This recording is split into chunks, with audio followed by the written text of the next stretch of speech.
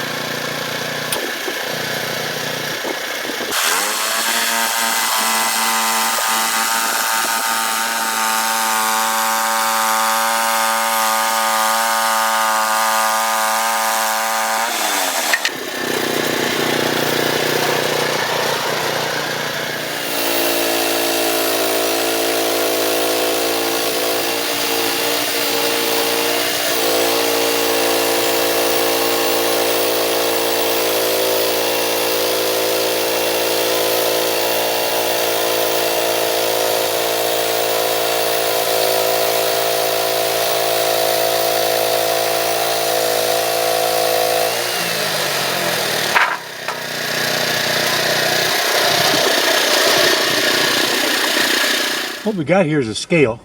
If you want to use like 3/4 scale where you actually want to cut a 3/4 inch board, you use the number 3s that are on this one here.